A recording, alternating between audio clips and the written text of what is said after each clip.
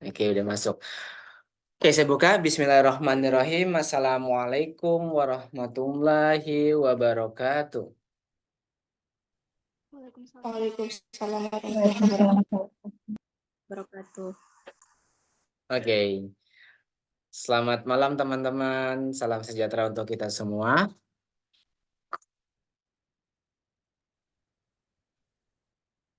Oke, jadi teman-teman malam ini saya bakal bahas tentang beasiswa unggulan. Nanti saya bakal share PPT gitu ya, share screen. Oke, bakal share screen PPT dan saya bakal membahas secara general apa itu beasiswa unggulan, persyaratannya seperti apa dan lain sebagainya gitu ya. Nah, nanti kita mungkin sampai jam berapa ya? Mungkin maksimal sampai jam 9 kita bakal perbanyak aja sesi tanya jawab karena saya yakin teman-teman banyak banyak nih pertanyaan-pertanyaannya gitu dan beberapa pertanyaan kalian yang tadi udah kalian mention di Instagram udah saya juga rangkum dan dan akan saya bahas melalui presentasi um, di malam ini gitu ya teman-teman. Oke, saya screennya udah masuk belum teman-teman? Oke, saya screennya udah. Masuk belum? Oke, nanti teman-teman yang um, tiba-tiba muncul pertanyaan baru nanti ya di sesi tanya jawab takutnya tenggelam pertanyaannya. Oke. Oke, udah masuk ya share screen-nya ya. Udah.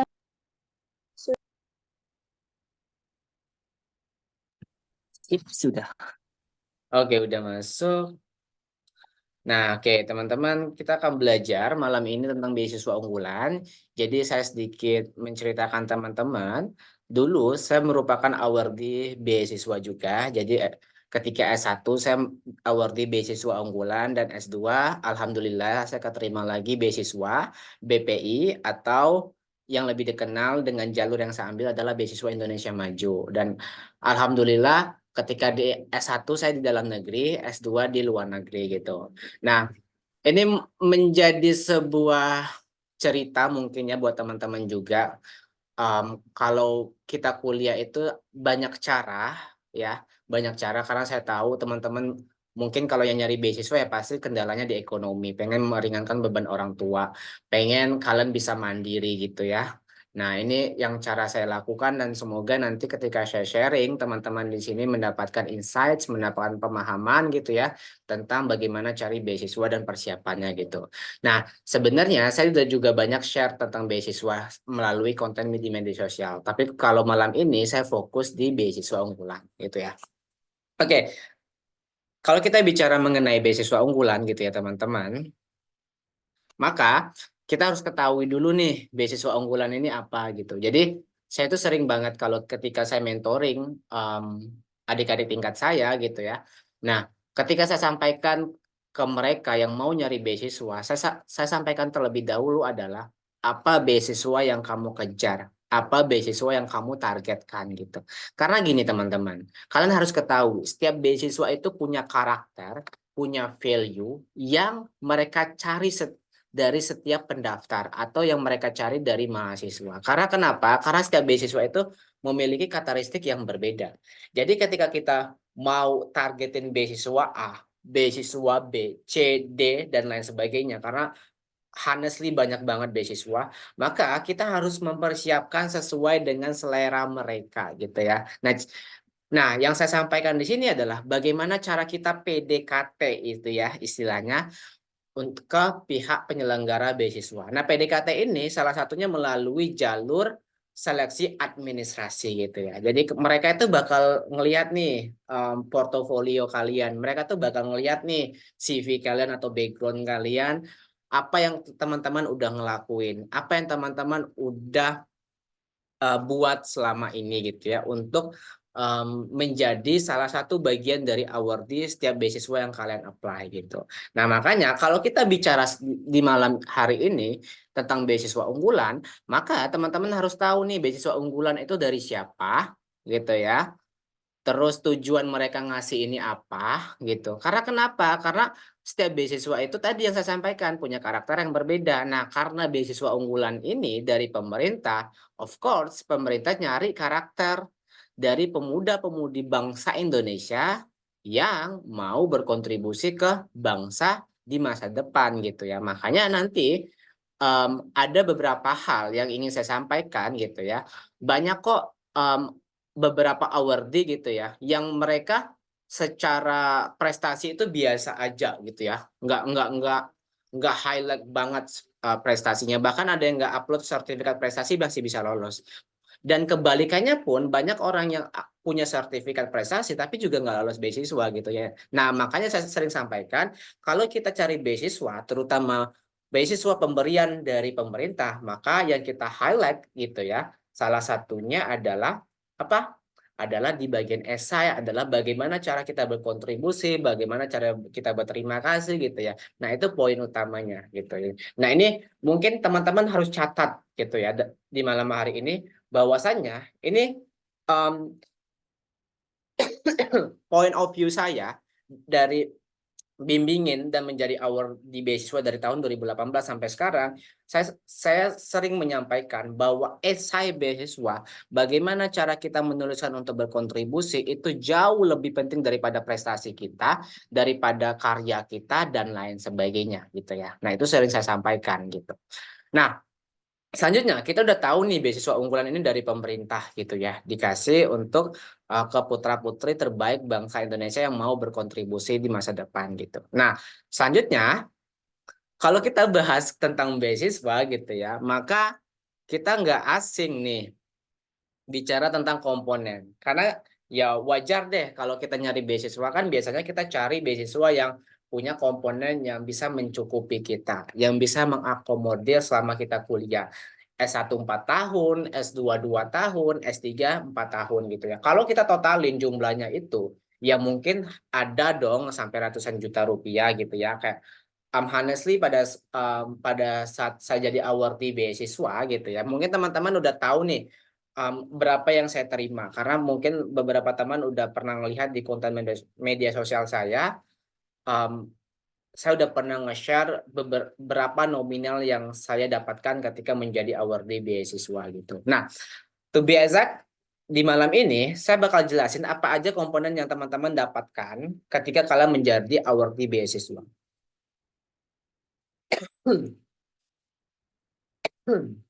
Nah, ketiga hal ini teman-teman yang akan kalian dapatkan. Pertama, kalian akan mendapatkan biaya UKT yang sesuai gitu ya. Karena kenapa? Berapapun nominal kalian, UKT kalian akan dibayarin sama pemerintah gitu ya. Kecuali ini yang untuk swasta ya. Kalau PTN kan nggak ada sumbangan lagi ya, nggak ada uang bangunan dan lain-lain setahu saya untuk UKT-nya. Tapi kalau di swasta itu exclude ya, berarti yang tidak termasuk adalah uang sumbangan. Karena ada beberapa kampus di swasta yang minta sumbangan gitu, uang dengan kata lain apa ya istilahnya kayak DPP atau uang pembangunan. Nah itu kalau beasiswa unggulan nggak ngasih karena dia fokusnya biaya SPP atau UKT aja yang penting berhubungan sama pendidikan. Nah lalu ada biaya hidup nih. Nah ini biasanya yang bakal dicari. Karena lumayan nih kalau untuk biaya hidupnya sekitar 1,4 juta atau ya di angka range sekian gitu ya 1,4 juta. Nah itu udah cukup banget buat teman-teman hidup di kotanya masing-masing gitu ya. Karena kenapa? Karena saya pribadi 1,4 juta juga udah cukup hidup di Jogja gitu ya. Dengan catatan ya kalian nggak hedon hidupnya gitu ya. Dan pandai-pandai memanage uang gitu. Apalagi ada beberapa awardee yang masih dikirimin sama orang tuanya. Nah, terakhir ada biaya buku gitu ya. Biaya buku ini bakal dikasih sekitar 2 juta per bulan gitu ya. Nah, tapi rata-rata secara komponen beasiswa itu untuk anak S1 rata-rata di atas 100 juta gitu ya. Apalagi untuk anak S3. Kalau S2 kan karena kuliahnya cuma 2 tahun mungkin setengahnya ya nominalnya dari 100 juta tersebut gitu. Oke, kita lanjut. Nah, setelah itu, nah ini ilustrasi nanti ketika teman-teman apply beasiswa unggulan. Jadi ini kayak semacam portalnya gitu ya. Kalau sekarang portalnya belum dibuka karena ya belum ya. Kalau berdasarkan tahun 2023 itu sekitar di bulan Agustus gitu ya untuk pembukaan beasiswa unggulan. Nah, apakah bakal maju atau bakal mundur saya nggak tahu, tapi teman-teman bisa mempersiapkan dari sekarang kalau kalian pengen dapetin beasiswa unggulan, kuliah gratis, UKT, biaya hidup dikasih gitu ya, terus sama uang buku juga. Nah, ini seleksinya sebenarnya sederhana gitu ya. Nah, kalau di zaman saya itu memang ada 2 tahap, tapi kalau sekarang itu cuma 1 tahap aja untuk pemberkasan. Jadi saya bisa mention untuk beasiswa unggulan untuk sekarang gitu ya, cuma seleksi berkas, nanti verifikasi dan wawancara. Jadi verifikasi berkas itu adalah nanti semua berkas yang kalian upload itu bakal diverifikasi keasliannya, terutama bagian-bagian tertentu seperti kayak sertifikat, transkrip nilai, ijazah, dan lain sebagainya. Nah, nanti kalau kalian lolos, baru kalian dinyatakan sebagai awardee beasiswa dan disahkan melalui kontrak beasiswa. Nah, kontrak beasiswa ini nanti kalian bakal ketahui nih, kalian nerima berapa nominalnya, terus ada hak dan kewajiban yang teman-teman harus penuhi dan kalian dapatkan gitu. Nah, ini untuk seleksi berkas ya, tahap 1. Nah, teman-teman nanti dipersiapkan dengan matang kalau bisa dari sekarang gitu ya. Karena kenapa saya bilang dari sekarang? Karena gini, saya itu ketika mentoring beasiswa, saya sering sampaikan, kalau kamu mau apply beasiswa, jangan persiapkan ketika beasiswa itu dibuka gitu ya. Tapi persiapannya dari sekarang. Kenapa? Karena gini teman-teman sekalian, persyaratan beasiswa itu banyak dan ribet.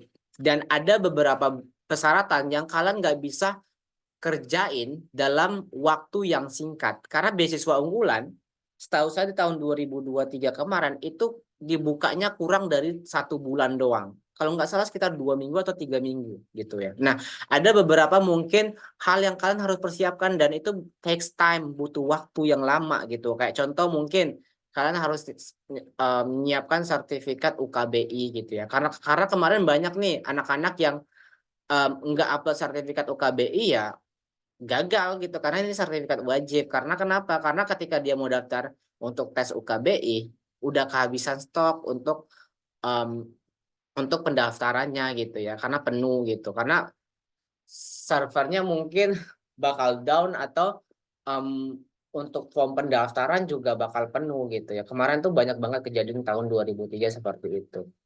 Bahkan ada beberapa yang sertifikatnya belum keluar gitu ya. Karena kan lama nunggu sertifikat keluar gitu yang disahkan dari pihak penyelenggara UKBI-nya gitu ya. Nanti teman-teman bisa bisa dipersiapkan dari sekarang apa itu UKBI gitu ya teman-teman. Nah, ini kalau untuk dokumen lainnya sederhana ya. KTP ya mungkin teman-teman udah punya. Ini KTM udah punya kalau kalian udah mahasiswa ongoing sekarang udah kuliah di semester 2 gitu ya. Nah, LOA ini semacam surat penerimaan kalau kalian diterima di kampus tersebut gitu ya. Bisa kayak screenshotan hasil SN atau SB gitu ya. Atau teman-teman langsung bisa boleh juga nih minta surat resminya dari kampus tersebut. Tapi kalau yang udah kuliah itu diganti aja sama surat tanda aktif kuliah gitu ya. Diminta ke jurusan, fakultas atau ke kampusnya masing-masing. Nah, ini ada kartu hasil studi ya, itu khusus yang udah kuliah sekarang maksimal semester 3. Lalu ada ijazah dan transkrip nilai, terus ada UKBI yang tadi udah saya bahas ya teman-teman ya. Terus ada surat pernyataan tidak sedang menerima beasiswa, nanti ada formnya tinggal teman-teman download gitu ya. Nah, ini harus diperhatiin ya, karena ini surat keterangan resmi tidak boleh menerima beasiswa lain gitu ya. Nah, jadi teman-teman nanti ketika jadi awardee ya nggak boleh daftar beasiswa lain juga gitu ya. Dari jenis atau komponen yang sama gitu. Nanti ini ada surat rekomendasi. Nanti teman-teman kalau yang Camaba ataupun Maba bisa minta nih ke kepala sekolahnya kemarin gitu ya atau ke guru-gurunya kemarin. Tapi kalau teman-teman yang udah ongoing, udah kuliah, lebih baiknya diminta ke kampusnya masing-masing. Bisa ke dosen, kajur gitu ya, ke dekan ataupun ke rektornya gitu. Lalu terakhir ada sertifikat. Sertifikat ini bisa dikategorikan sertifikat juara lomba gitu ya, sertifikat prestasi ataupun sertifikat karya gitu. Nah, nanti ada juga karya-karya sendiri kalau teman-teman kayak contoh nih udah pernah nerbitin buku, udah pernah nerbitin jurnal gitu ya. Mungkin ada anak S2 tadi, ada anak S3 juga. Nah, ini nanti bisa juga dipersiapkan sebagai pengganti sertifikat. Yang penting ada kayak semacam hak cipta ISN atau ISBN-nya gitu atas nama kalian. Itu juga bisa nanti. Terakhir, ini bukan dokumen, tapi ini yang paling penting, esai beasiswa. Nanti esai nanti juga secara terperinci bakal dibahas oleh partner saya, Kak Yesiana gitu ya. Nah, ini aja sebenarnya untuk persyaratan yang teman-teman harus siapkan dari sekarang. Oke. Nanti kalau esainya nanti bakal dibahas oleh Kak Yesi ya, teman-teman ya. Nah, ini secara singkat aja kalau biasanya saya mentoring atau saya ngisi kelas itu saya sampaikan kalau pola atau draftnya seperti ini kalau ngisi esai beasiswa. Oke, ini tentang esai juga. Nanti kita bisa skip gitu ya. Nah, ini teman-teman sebagai acuan aja ketika kita daftar beasiswa, maka kita ngelakuin banyak step-step seperti ini. Kayak perhatiin lagi semua dokumen yang kita persiapkan, yang kita submit gitu ya, revisi terus, kita perbaiki ada kesalahan gitu ya. Kalau dimintanya PDF ya kita uploadnya pakai PDF, jangan Word, jangan JPEG gitu ya. Tuh. Nah, itu karena itu penting karena banyak banget kejadian orang yang salah upload dokumen juga gitu.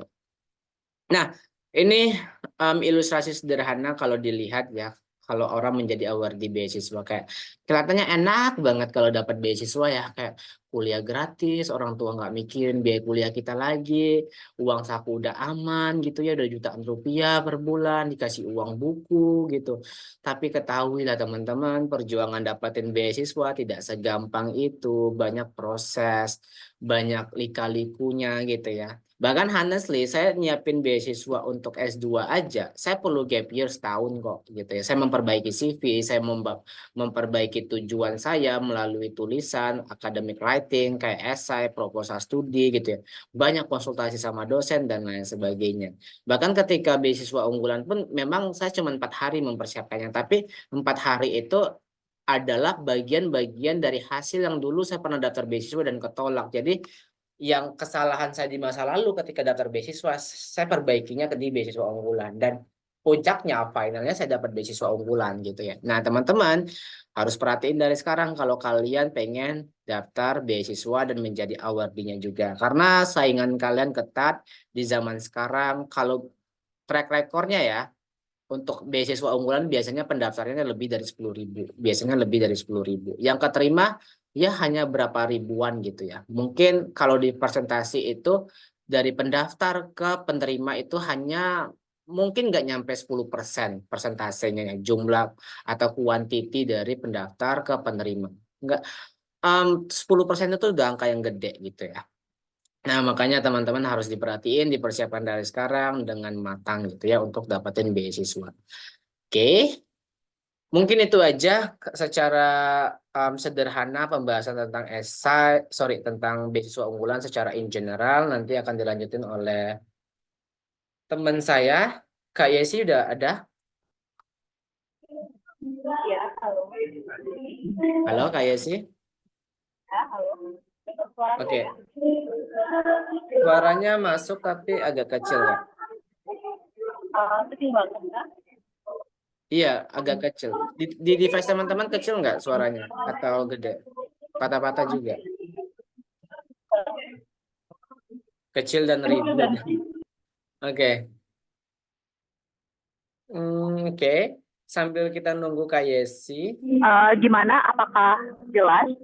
Oke, teman-teman gimana suara Kak Yesi? Jelas, Kak. Udah jelas, Kak. Oke, aman ya. Man.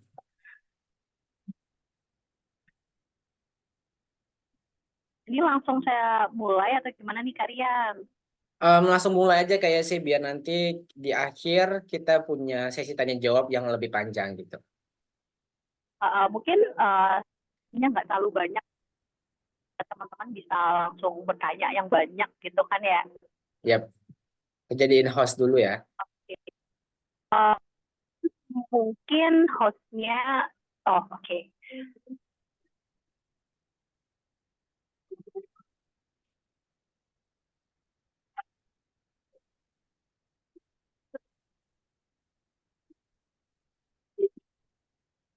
Gimana? Apakah udah kelihatan? Kelihatan nggak? Sudah Sudah ya. kelihatan. Oke. Sebentar ya.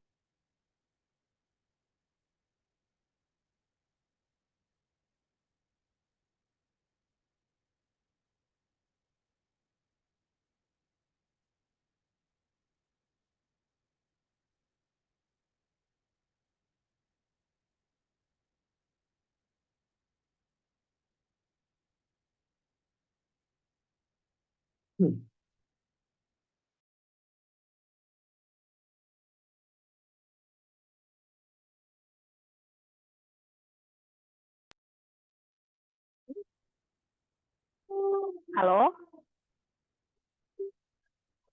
Ya, halo.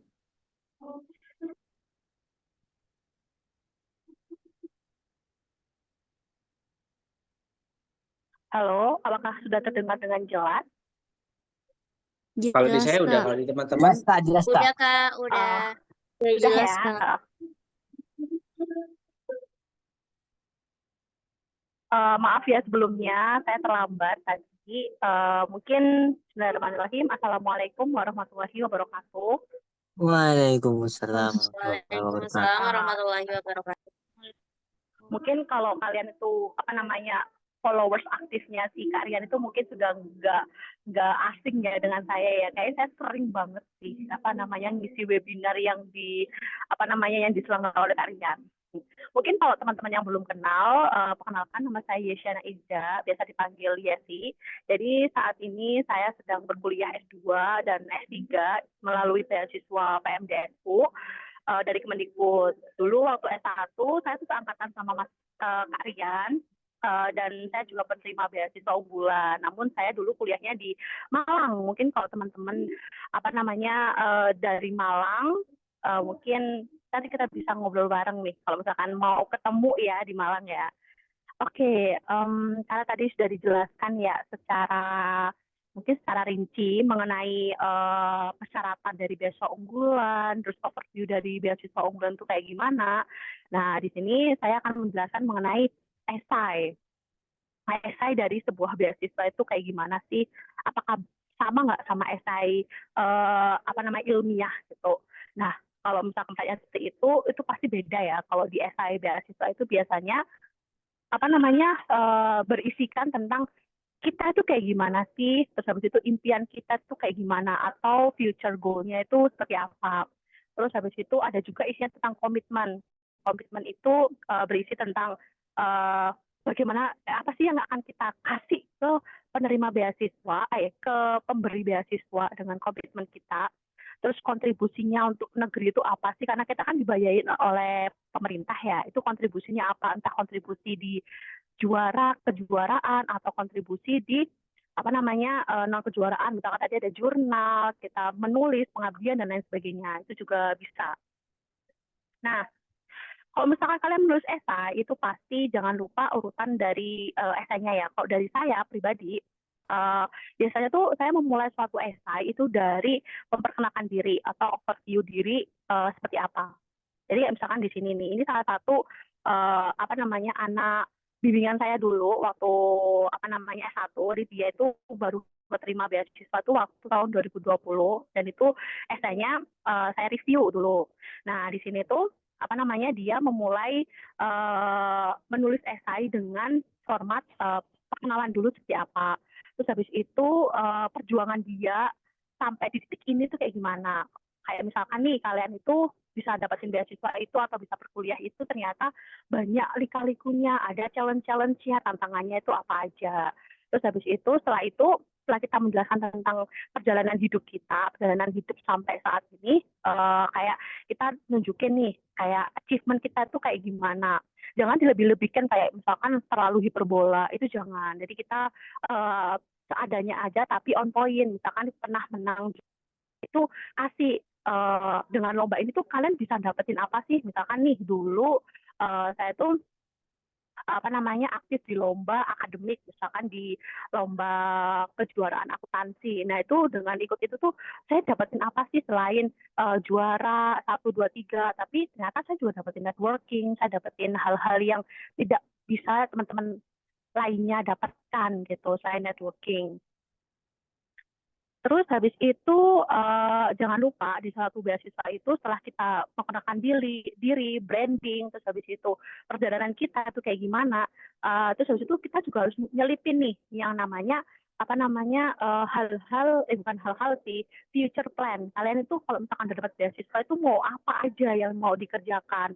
Misalkan di sini itu karena dia ini dari psikologi, jadi dia tuh ngangkat urgensi tentang bullying. Nah dari bullying itu dia mencoba untuk membuat suatu program yang bisa mereduce yang namanya bullying kayak gitu, bullying gitulah ya. Yaitu dia membuat kayak roadmap ketika dia menerima beasiswa dengan uangnya itu dia buat untuk menanggulangi suatu isu. Itu juga bikin kita tuh bisa ternyata kalau dapat beasiswa tuh bukan hanya menikmati uangnya, tapi kita juga bisa berkontribusi menyelesaikan sebuah masalah. Contohnya di sini nih, karena dia tuh aware terhadap bullying, jadi dia bergabung di peer counseling corner yang mana nanti itu bisa membuat dia itu salah satu bentuk dia untuk mengatasi suatu bullying yang ada di sekitarnya seperti itu. Nah, habis kita jelasin tentang roadmap perjalanan kita selama kita dapat beasiswa, jangan lupa future plan. Nah, future plan itu setelah kalian lulus dari beasiswanya. Jadi setelah kalian jelasin nanti sampai lulus tuh kalian mau kegiatannya apa aja, ikut lomba apa aja, terus habis itu yang terakhir adalah future plan-nya. Kalian kalau lulus itu mau gimana nih? Mau bekerja sebagai seorang praktisi atau mau menjadi atau mengabdi kepada masyarakat, itu juga dijelasin. Jadi kalian tuh nggak semata-mata kayak ya udah selesai lulus ya saya belum ada bayangan nih. Nah kalau di beasiswa tuh jangan seperti itu, kita harus berpikir visioner itu kayak gimana. Nah terus habis itu udah sih, kalau dari esainya sih sebenarnya urutannya itu seperti itu. Yang penting kalian tahu urgensinya, keunggulan, value dari dalam diri kalian itu apa aja, itu kalian mengerti dan well known terhadap itu. Kan misalkan nih BU kan pembukaannya masih lama, nah kalian bisa nyusun kira-kira hal-hal yang bisa jadi yang bisa kalian tulis dalam suatu esai kayak gitu. Akan menulis suatu esai, bukan hanya esai beasiswa unggulan ya, tapi kalau misalkan beasiswa LPDP maupun beasiswa yang lain sebenarnya formatnya tuh hampir mirip-mirip. Memang kita tuh berawal dari branding dulu, isu yang mau diangkat, pengajarannya apa, terus plan kita selama mendapatkan beasiswa, dan yang terakhir ditutup dengan future plan-nya itu apa, dan harapan kalian dengan adanya beasiswa itu apa. Seperti itu sih, teman-teman. Mungkin dari esai itu hanya itu saja sih yang bisa saya sampaikan, karena memang sebenarnya kalau misalkan tentang esai itu enaknya itu kita langsung review. Jadi misalkan kalian udah punya esai, kita langsung review langsung di sini, kita bisa mengomentari apa sih yang kurang dari esai kalian. Tapi kalau misalkan ini gambaran secara general, memang isinya seperti itu aja. So, mungkin next time kalau misalkan udah ada pembukaan, kan udah ada esainya jadi, at least sudah berapa persen gitu ya, itu bisa kita bisa nge-review esainya kalian seperti itu bakal lebih komprehensif dan holistik. Tapi kalau kayak gini memang cuma tips-tips isi dari esainya aja, seperti itu sih. Mungkin itu aja sih yang bisa saya sampaikan. Bagaimana Kak Rian? Oke. Berarti kita udah bisa masuk ke sesi tanya jawab ya, biar kita bisa mengakomodir pertanyaan teman-teman juga. Gimana? Kayak sih ada tambahan sedikit lagi dari Kak Esi? Sudah sih. Oke. Sebenarnya saya tuh lebih nyaman kalau bahas esai itu memang kalau esainya udah jadi ya. Jadi kayak kita tuh bisa langsung review secara langsung bodinya kayak gimana, ngasih contoh seperti itu. Tapi tadi itu gambaran dari saya tentang esainya aja. Yep. Oke, berarti karena memang dari kami mendesainnya malam ini kita lebih banyak forum aja gitu ya, buat diskusi bareng-bareng sama teman, karena kalau untuk secara detail menyeluruh nanti ya di bulan Agustus semoga beasiswa unggulan itu buka di bulan Agustus, dan semoga juga saya dan Kak Yesi masih bisa buka kelas seperti ini nanti di bulan Agustus. Oke, kita masuk ke sesi tanya jawab dulu aja ya teman-teman ya. Oke, jadi teman-teman, wait. Nah ini buat teman-teman nanti yang punya pertanyaan, em, bakal diprioritaskan buat teman-teman yang raise hand dan teman-teman yang mau on mic ya, dan on cam juga lebih baik biar lebih lebih dua arah gitu ya. Nah, untuk itu kita bakal mulai dari Kak Titik. Oke, dari Kak Titik boleh on cam sama on mic-nya. Sorry ya, teman-teman, suara saya agak gimana gitu karena lagi nggak enak badan dan lagi batuk juga. Pancaroba, sorry ya. Kalau saya tiba-tiba flu atau batuk. Oke, Kak Rian, mungkin langsung aja nih. Mm-mm. Oke, boleh. Kak Titik silakan. Oh ya, baik Kak. Terima kasih atas kesempatannya untuk bertanya. Mm-mm. Saya ada beberapa pertanyaan ya. Yang Oke. pertama kan yang tahun 2023 kemarin, saya sempat ikut beasiswa unggulan ini dan udah sampai tahap wawancaranya. Tapi saya wawancaranya waktu itu gagal. Wah, ya. Saya udah evaluasi eh, jawaban-jawaban saya atas pertanyaan yang diberikan Mm-mm. dan saya merasanya emang jawaban saya kurang. Mm-mm. Untuk mungkin saya tuh ngerasanya jawaban saya kurangnya di rencana skripsi sama uh, hal terberat yang pernah saya lalui itu. Mm-mm. Itu kalau yang benar tuh yang hal terberat itu kita hal terberat dalam pendidikannya atau dalam hidupnya Kak yang benar itu jawabnya. Oke, itu ya kita tampung pertanyaannya berarti ada dua, berhubungan sama skripsi sama hal terberat dalam hidup. Itu ya, Kak Titik. Ya. Oke, mungkin kayak sih mau memberi jawaban dulu.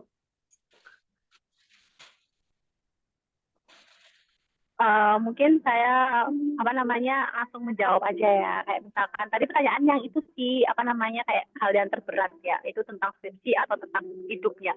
Kalau ada pengetahuan saya ya, kalau misalkan ada pertanyaan tentang uh, the hardest the hardest part gitu ya, itu tuh kayak saya tuh biasanya tuh menjawabnya dengan bagian yang kehidupan saya untuk mendapatkan sesuatu, misalkan achievement, misalkan saya dulu tuh mendapatkan suatu penghargaan itu kan hal yang terberat, tapi saya sambungin nggak hanya terberat aja, tapi saya nyambungin dengan hal-hal yang akan saya lakukan untuk mencapai hal itu. Misalkan dulu tuh saya tuh menurut saya hal terberat adalah masuk PTN. Misalkan nih masuk PTN menurut saya lumayan hal yang terberat. Jadi cara-caranya gimana? Jadi selama saya mencapai hal tersebut, saya membuat suatu activation plan yang mana nanti bisa memudahkan saya atau memberikan arahan saya secara komprehensif biar bisa mendapatkan suatu goal-nya itu. Jadi nggak semata-mata kita jelasin tentang the hardest part-nya aja, tapi solusi untuk bisa menyelesaikan situationnya itu. Entah kalian merasa kayak skripsinya tuh susah atau bimbingannya susah, itu nggak apa-apa, terserah kalian. Tapi jangan sampai kalian cuma jelasin tentang susah-susahnya aja, tapi tanpa ada yang namanya solusi yang kalian tawarkan atau usaha yang kalian tawarkan seperti itu. Oke, itu dari Mungkin dari jawab. kalian. Oke, mungkin dari sudut pandang saya hampir sama dengan kayak Yesi. Jadi gini, teman-teman, dalam wawancara beasiswa gitu ya, kini ada sekitar 70-an peserta yang hadir. Dalam wawancara beasiswa itu ada beberapa pertanyaan yang berhubungan sama psikologi. Ya, jadi nggak hanya akademik banget yang ditanyain ketika wawancara, tapi ada berhubungan sama psikologi. Nah, salah satu yang berhubungan sama psikologi itu contohnya adalah pertanyaan yang ditanyakan ke kamu tadi, kayak apa sih hal yang terberat yang udah pernah terjadi sama hidup kamu gitu. Nah, mereka pengen tahu nih dari sisi psikologinya, bagaimana cara kamu menghadapi sebuah masalah yang kamu mention, ya. Kayak misalnya nih, mungkin pengalaman terberat kamu, mungkin secara pribadi, mungkin ditinggal orang yang kamu sayang atau orang tua dan lain-lain, atau em, yang terberatnya kalau terkendala ekonomi atau terkendala pendidikan dan lain-lain. Nanti tergantung secara natural ke pribadi kamu gitu kan. Karena kan fokusnya adalah ke diri kamu. Jadi yang mereka minta adalah pengalaman kamu. Nah, ketika kamu udah mention satu pengalaman terberat kamu, maka kamu juga harus mention bagaimana cara kamu mengovercome. Bagaimana cara kamu menyelesaikan masalah tersebut? Karena apa? Karena mereka nih pengen tahu nih seberapa hebatnya kamu, seberapa kerennya kamu, seberapa supernya kamu ketika kamu menghadapi sebuah masalah gitu ya. Contoh nih kayak saya tuh punya masalah Pak. Salah satu masalah yang saya hadapi terberat adalah masalah ekonomi. Jadi ketika dari SMA, walaupun saya tidak punya ekonomi yang bagus, saya terus berjuang untuk pendidikan saya. Saya kuliah sambil kerja. Ketika sore saya kerja, misal kerja apa nih, part time dan lain-lain. Tapi walaupun saya kerja secara part time gitu ya, tapi saya juga bisa balance akademik saya. Saya masih bisa ikut lomba, saya masih bisa mempertahankan prestasi gitu. Nah, itu yang pengen dari juri lihat, oh nih anak nih gitu ya, kayak walaupun dia harus menjalani masa sulit selama SMA ketika kerja sambilan gitu ya, bagi waktu untuk untuk ngejar prestasi, ngejar akademik, sambilan dia cari uang untuk ngebalance kehidupannya gitu, bantu orang tua gitu ya, biar nggak nyusahin. Nah, itu yang mereka pengen lihat dari cerita teman-teman gitu ya. Maka ketika kalian punya pertanyaan ini gitu ya, atau kalian udah mempersiapkan dari sekarang, cari jawaban yang itu bisa memunculkan superherotik dalam hidup kalian gitu ya. Satu hal yang keren yang kalian bisa ceritakan. Itu salah satu kuncinya kalau kalau di sudut pandang saya gitu ya. Ketika ditanyain tentang apa sih yang terberat yang udah pernah kamu lakuin. Nah, kedua, tadi berhubungan sama yang skripsi. Ya memang ada beberapa pertanyaan sulit. Ini kan memang akademik ya tentang skripsi. Nah, makanya ketika saya mentoring dari dulu, saya tuh sering minta sama anak mentor saya untuk mempersiapkan pertanyaan. Kalau kamu ditanyain apa rencana skripsi kamu, apa rencana tesis kamu, apa rencana disertasi kamu. Karena kenapa? Karena Dewan Juri itu pengen tahu seberapa jauh kamu memahami jurusan kamu gitu ya.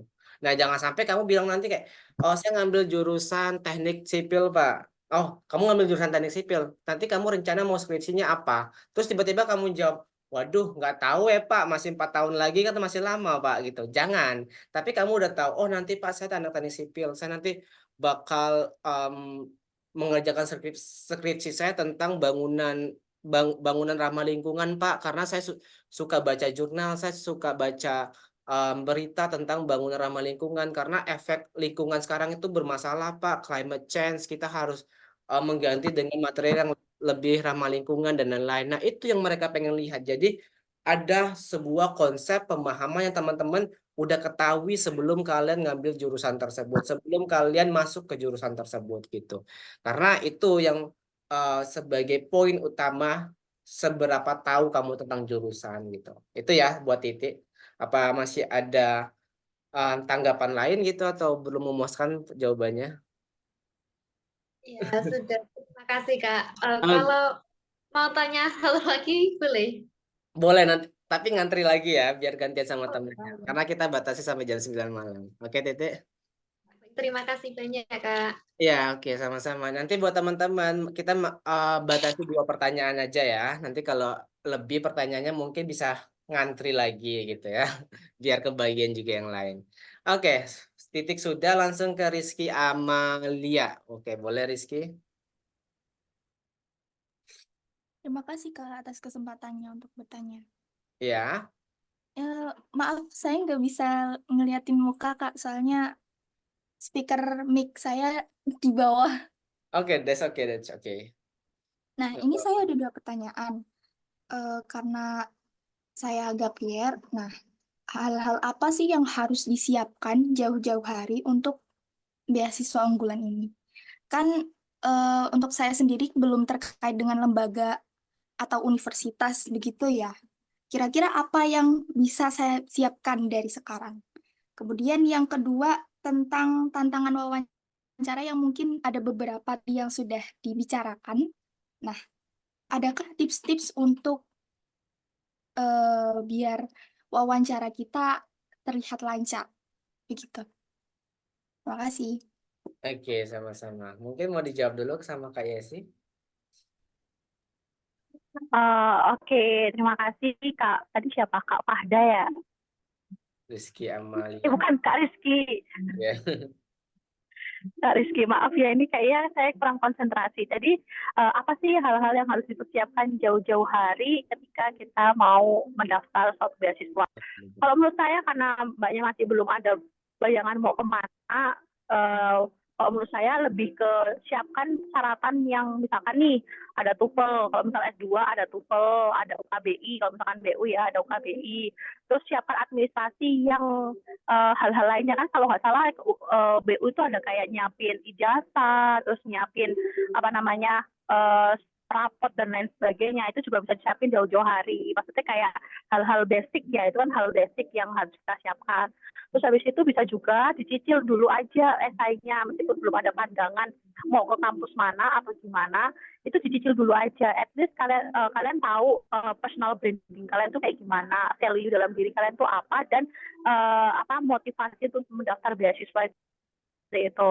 Nah, terus habis itu ada tips apa sih tips biar wawancara kita tuh lancar. Sebenarnya kalau pengen lancar itu sebenarnya ya praktis ya. Kita tuh ada istilah practice make perfect. Jadi kalau misalnya pengen lancar ya kita harus banyak-banyak praktis. Mumpung masih jauh-jauh hari nih, Mbak Rizky masih belum masih gap year, masih belum tahu kayak gimana.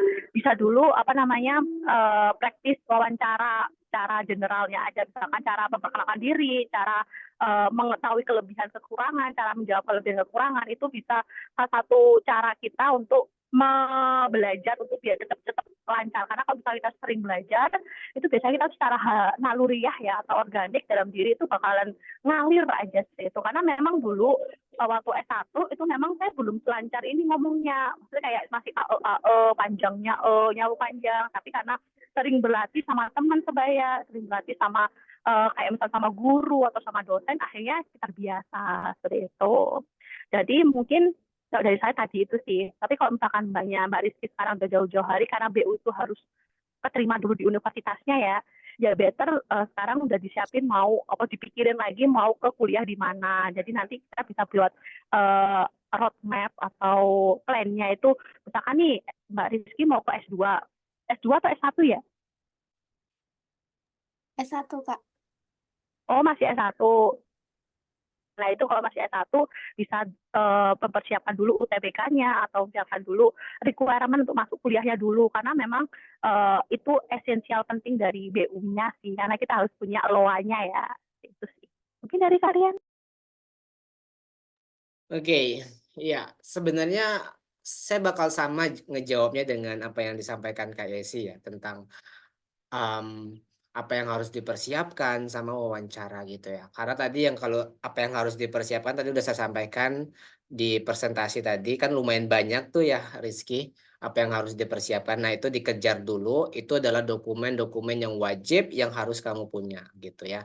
Jadi kamu fokus itu tadi. Salah satunya adalah LOA. Jadi LOA itu harus kamu keterima kampus. Nah gitu ya. Jadi kayak jangan sampai kamu udah selesai nih esainya udah nulis nih tapi kamu belum keterima kampus ya nggak bisa lolos dong karena syarat utamanya kamu nggak lengkap gitu itu poinnya gitu ya kalau wawancara dia kalau kalau kata Kak Yesi itu practice makes you perfect gitu ya kalau saya bisa ala biasa gitu ya jadi orang yang udah terbiasa wawancara tidak AIWO tidak patah-patah gitu ya tidak nervous ya karena mereka udah biasa. Nah, biasanya ini ngelaluin apa ya? Practice makes perfect gitu.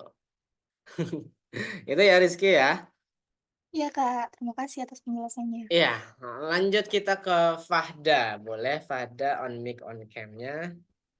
Oke, terima kasih kesempatannya, Kak. Mohon maaf sebelumnya aku nggak bisa on cam karena lagi nggak enak badan. Mohon maaf banget lagi musim pancaroba.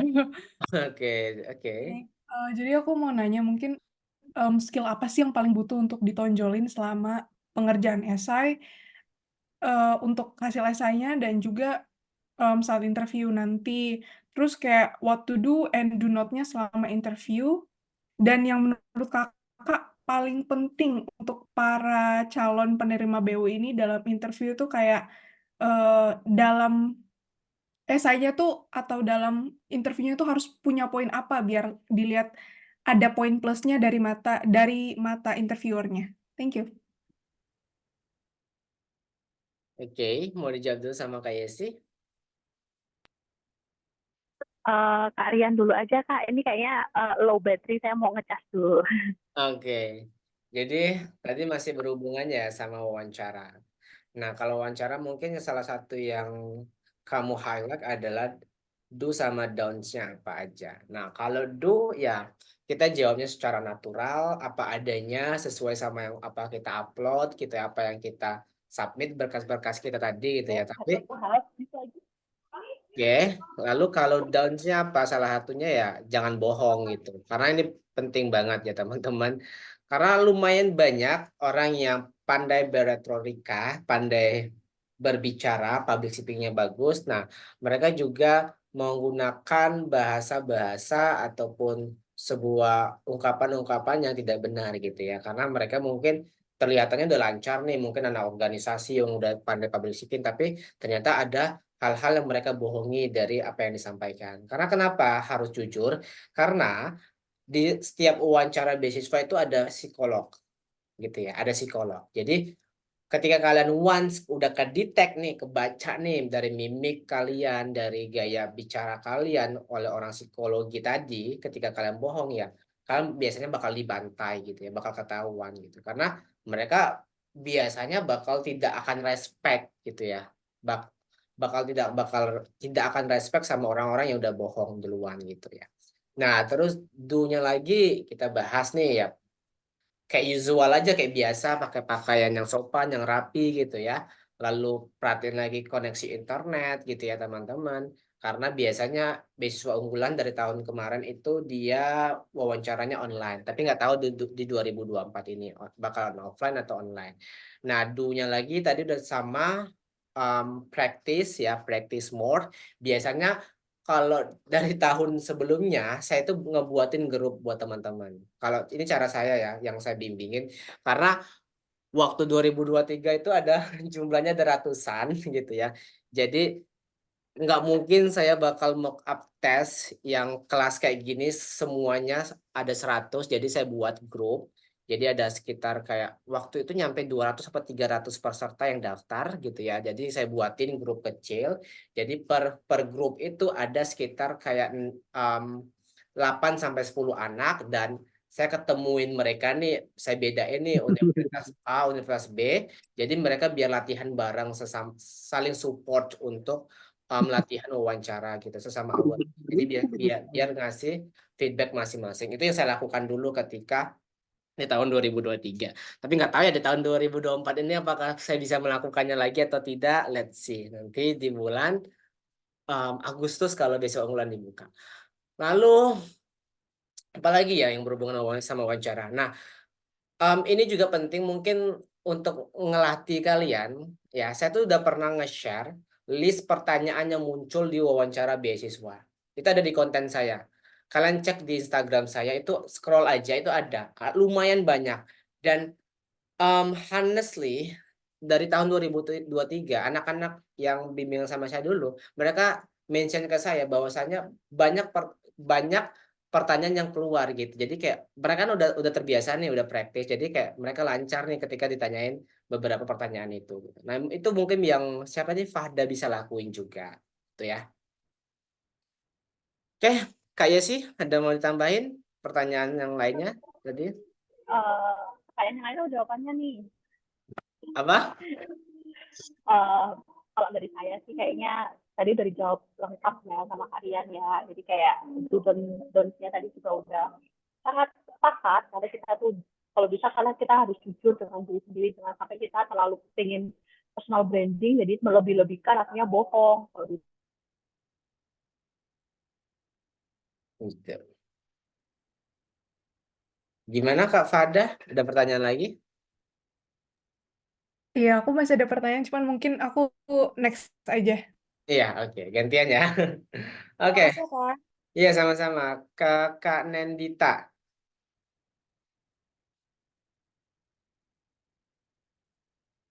Halo Kak Nendita.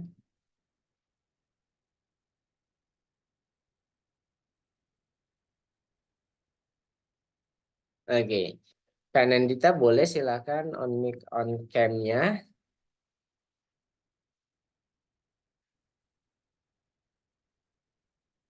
Iya, baik kan. Udah kedengaran nggak, Kak? Ya, kedengaran Kak Nandita kedengaran.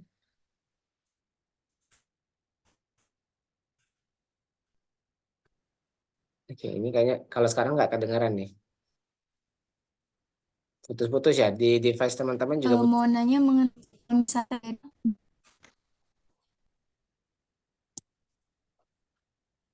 masih putus-putus nggak? Kalau ini lancar, kalau ini lancar.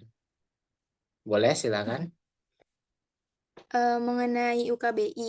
Mm-mm. Kalau misalkan UKBI itu tesnya boleh dari sekarang atau bagaimana? Dan untuk tes UKBI itu berbayar atau enggak ya? Oke. Terus Mm-mm. terus kalau yang kedua itu misal caranya ditanyain lihat itu cara jawabnya kayak gimana? Terima Sorry, kasih. tadi pertanyaan kedua apa, Dek? Nandita? Putus-putus. Tentang role model kamu kayak gitu. Biasanya kan ada. Oke. Ya, oke. Jadi pertanyaan pertama berhubungan sama UKBI. Pertanyaan kedua, kalau wawancara pertanyaan role model ya. Itu ya poinnya ya. Tadi dari Nandita. Oke, kalau untuk UKBI, nah itu mungkin teman-teman boleh persiapkan dari sekarang. Tinggal teman-teman typing aja di Google-nya, klik aja UKBI. Nanti ada kok bagaimana cara daftarnya, gitu ya, login dulu dan lain sebagainya. Itu ada semua di website UKBI. Nah, apakah gratis atau berbayar, Kak? Berbayar, tapi nggak mahal, di bawah 100.000 kok, gitu. Jadi itu memang kalau berdasarkan tahun 2023 itu memang diminta dan itu wajib. Nah, tadi kan ada juga nih yang nanya di kolom komentar gitu ya, kayak apakah bakal skornya harus tinggi atau gimana, Kak? Nah, kalau berdasarkan tahun 2023 kemarin tidak dimention minimal skornya berapa gitu ya. Nah, saya nggak tahu nih di 2024 itu bakal diminta minimal berapa angkanya gitu ya. Tapi teman-teman ya usahain semakin bagus semakin baik untuk hasilnya gitu. Itu ya untuk pertama untuk UKBI. Yang kedua untuk role model. Sebenarnya agak tricky juga kalau bicara tentang role model ini gitu. Karena kenapa? Karena sudut pandang orang berbeda-beda. Bagaimana ketika mereka menyebutkan tentang role model gitu ya. Nah, biasanya ada mereka yang menyarankan untuk role modelnya kayak keluarga, orang tua, atau fiksi dan lain sebagainya. Tapi kalau saya pribadi gitu ya, kalau teman-teman minta pandangan saya lebih menyarankan role model itu berhubungan sama tokoh gitu ya. Sama tokoh yang relevan sama bidang keilmuan kalian. Biar itu menarik buat teman-teman sebagai contoh ataupun sebagai leading leading one yang kalian ikuti untuk karya-karyanya karena kan kalian belajar jurusan A ya kalian harus cari tokoh A yang punya karya atau punya prestasi yang serupa dengan yang apa kalian pelajari gitu sebagai contoh nih nanti Nendeta ngambil jurusan apa anyway. Untuk sekarang udah ongoing jurusan akuntansi. Nah, kamu cari nih toko-toko akuntansi gitu ya. Kalau akuntansi kayaknya nggak terlalu banyak yang tahu nih kalau akuntansi ini. Nah, mungkin nanti kamu cari toko-toko akuntansi mungkin yang sesama gender gitu ya. Sesama gender, perempuan juga dan kamu bisa ikutin kayak baik di level nasional atau internasional gitu. Kamu bisa cerita, oh, bahwasanya si toko A ini punya karismatik yang luar biasa, punya punya daya semangat yang luar biasa cerita-ceritanya dan lain sebagainya. Yang itu bisa kamu ikutin gitu. Itu sudut pandang saya kalau bicara tentang role model. Itu ya Nendita. Nendita apa Nendita nih sih namanya? Nendita. Oke. Itu ya. Oke, kita gantian ke teman yang lain. Udah kejawab Nendita. Lalu ke Baik. Kak Lia Febrianti. Kak Lia Febrianti, silahkan pertanyaannya. Oke Kak, thank you. Ya, ya. Sorry ya, nggak bisa on on kamera soalnya lagi nyetrika. Oh iya. Oke. Oke, langsung aja ke pertanyaannya. Buat yang pertama, kan tadi di persyaratan beasiswanya tuh ada hal-hal yang penting, salah satunya itu kan LOA ya. Nah, untuk aku sendiri kan aku tuh sangat mau membutuhkan ini banget. Kira-kira gimana caranya kita buat dapat LOA, terus jenis-jenisnya apa aja? Terus yang kedua, pertanyaan aku adalah di esai, katanya kita tuh bisa menuliskan pencapaian kita, tapi gimana sih caranya kita menuliskan pencapaian kita, tapi jatuhnya tidak flexing dan juga hiperbola? Kita, Kak. Terima kasih. Oke, mau dijawab sama Kak Yesi dulu? Boleh. Oke, boleh nih. Kak Oke, Yesi lagi terima semangat jawab. kasih. Oke, terima kasih untuk Kak Lia. Tadi pertanyaannya bagaimana saya dapat LOA ya? Jenis-jenis LOA ya? Iya, betul. Sebenarnya LOA itu ada jenisnya ya, karena memang itu kan surat masuk universitas.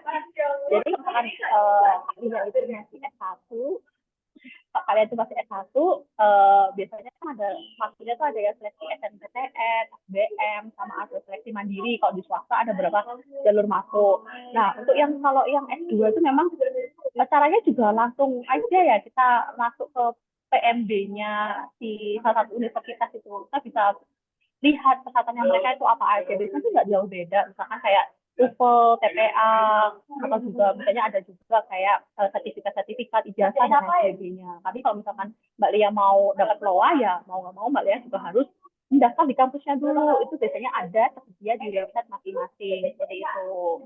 Nah, terus yang kedua tentang bagaimana cara kita tuh menyampaikan achievement selama kita belajar atau selama kita sekolah atau kuliah. Itu memang biasanya tuh disampaikan secara langsung ya. Jadi kayak misalkan nih, disebutkan kayak misalkan selama SMA saya aktif ikuti perlombaan atau kompetisi, yang mana dari lomba itu saya berhasil mendapatkan juara satu lomba, misalkan lomba akuntansi tingkat nasional. Dari lomba tersebut saya mendapatkan banyak sekali pengalaman dan juga networking yang bisa menambah skill saya di dunia komunikasi atau creative thinking, misalkan seperti itu. Jadi kita tuh jelasin pencapaian dan apa yang akan kita dapat dari pencapaian itu selain bisa menang seperti itu. Jadi kita sebutin aja lombanya apa, dapatnya apa. Seperti itu sih Kak Lia. Itu ya, Kak Lia. Oke, Kak. Jadi kalau saya conclusion secara sederhana, jadi LOA itu surat di mana kamu dinyatakan keterima di kampus gitu ya. Nah itu jadi kayak ya kamu udah lolos kampus dulu gitu. Nah apakah kalau kita udah lolos kampus, suratnya udah ada, wajib bayar UKT dulu kampus? Enggak. Kalau yang namanya LOA itu ya kamu udah keterima dulu yang intinya. Kalau kamu belum mulai kuliah nggak apa-apa. Yang penting ada surat yang bahwasanya menerangkan kamu tuh diketerima di suatu kampus gitu. Itu namanya LOA. Nah, terus tadi yang masalah prestasi untuk di esai, benar kata Kak Yesi, pilih aja. Kalau ini sudut pandang saya ya, ketika saya mentoring juga. Jadi pilih aja satu dua prestasi kamu yang bagus, yang keren, dan itu relevan sama bidang jurusan kamu, sesuai dengan karakter kamu, karakter beasiswa. Nah, kamu ceritain semua dari prestasi tersebut gitu ya. Nah, sebenarnya aku tuh mau kontenin bagian ini. Jadi aku tuh punya draft buat konten. Nah, salah satu konten yang aku pengen aku buatin adalah bagaimana cara aku memberikan sudut pandang. Banyak orang yang menulis esai beasiswa itu banyak mereka yang mention semua prestasinya gitu. Padahal itu nggak bagus ya. Itu nggak bagus banget. Bahkan anak mentoring saya marahin kalau mereka mau show up, sosok pamer banyak prestasi. Jadi um, yang saya sampaikan, yang saya sugestikan bahwasanya kamu pilih satu dua prestasi kamu, ya satu dua prestasi kamu, nanti baru ketika kamu udah pilih nih ngerasa paling cocok nih gitu ya. Nah, nanti kamu ceritain semua bagaimana cara kamu mendapatkannya, perjuangannya gitu ya, skill apa yang kamu peroleh dari prestasi tersebut dan lain sebagainya. Nanti kalau untuk real case contohnya sebenarnya saya punya, nanti saya kontenin, nanti stay tune aja gitu ya. Itu ya buat Lia ya. Yang penting jangan mention semua prestasi. Oke, Kak. Makasih. Iya, sama-sama. Udah pertanyaan lain? Oke, lanjut ke Wahid, Wahid Riono. Silakan Wahid Riono. Assalamualaikum warahmatullahi wabarakatuh. Waalaikumsalam warahmatullahi wabarakatuh. Hmm, saya langsung saja bertanya ya. Iya, Saya boleh. ini saya ini kan sekarang sudah kelas 12 SMA, sedang OTW untuk berjuang untuk S1. Tapi saya belum punya pengalaman dalam ikut beasiswa semacam ini, dan untuk prestasi pun kayaknya masih belum ada ya. Paling yang cuma ikut tes TOEFL, yang itu pun skornya kurang 3 lagi untuk 500, dan cuman sekedar organisasi saja, ya itu saja. Dan kira-kira apa saja yang harus dipersiapkan untuk beasiswa tersebut, dan apakah bisa orang yang rata-rata nggak terlalu pintar, nggak terlalu bodoh, bisa dapat beasiswa unggulan seperti ini. Sekian, terima kasih. Oke, sama-sama. Oke, mau dijawab oleh Kak Yesi atau saya? Kak Rian aja. Oke, saya. Jadi M. Wahid Riono. Wahid Riono, kamu kelas berapa? 12 ya tadi ya? Ya betul Kak. Berarti kalau kelas 12 lulusnya kapan dong? Kalau teman-temannya masih kelas 12 itu kapan bakal lulusnya? Hmm, kayaknya bulan April sih harusnya udah berakhir sih. Udah selesai ya. Jadi kayak um, kan kalau mau ngejar prestasi juga agak sulit ya karena mepet banget. Ada ujian-ujian harus kalian. Jadi gini, um, Wahid Riono. Jadi orang seperti kamu dari tahun 2018 saya tuh banyak ketemu. Mereka yang tadi saya sampaikan di awal di presentasi, banyak orang yang udah insecure duluan ya, udah merasa inferior duluan ketika mau daftar beasiswa gitu ya. Salah satunya adalah statement kayak apakah orang seperti saya itu bisa lolos beasiswa apa enggak? Ya, orang yang nggak terlalu pintar-pintar banget, prestasi nggak ada dan lain sebagainya itu. Nah, yang sering saya sampaikan gini, buat teman-teman, termasuk tadi, terutama Wahid tadi ya, gini, daftar beasiswa, gini, kalau kamu daftar beasiswa, kamu punya dua peluang, ya, dua peluang. Peluang pertama, kamu bakal lolos beasiswa. Peluang kedua, kamu nggak lolos beasiswa. Jadi ada chance 50-50 gitu ya. Nah, yang kedua yang saya sampaikan adalah gini, kalau kamu nggak daftar beasiswa karena kamu udah ngerasa insecurity duluan, merasa inferior duluan, ya kamu otomatis nggak ada dua peluang. Yang peluang kamu cuman kamu nggak bakal lolos beasiswa. Karena kenapa? Karena kamu nggak daftar gitu. Nah, kamu maksimalin peluang yang pertama tadi, ada dua chance 50-50, lolos dan nggak lolos gitu. Nah, bagaimana cara kita memperbesarkan probabilitas agar agar kita bisa lolos beasiswa? Itu banyak cara gitu ya. Nah, tergantung dari karakter, tergantung dari value yang kamu punya sekarang gitu. Makanya kalau saya Private Mentoring, saya perlu ngobrol panjang tuh sama anaknya, apa yang kamu punya, apa yang value yang kamu miliki. Kamu nggak punya ini, tapi kamu punyanya apa? Apakah di organisasi, apakah di kegiatan sosial, apakah di volunteering gitu ya, atau yang di mana nih yang kamu punya dari value kamu gitu. Nanti ketika kamu udah ketemu value kamu gitu ya, entah kamu nggak punya prestasi, nilai pas-pasan, tapi kamu punya jiwa leadership yang bagus.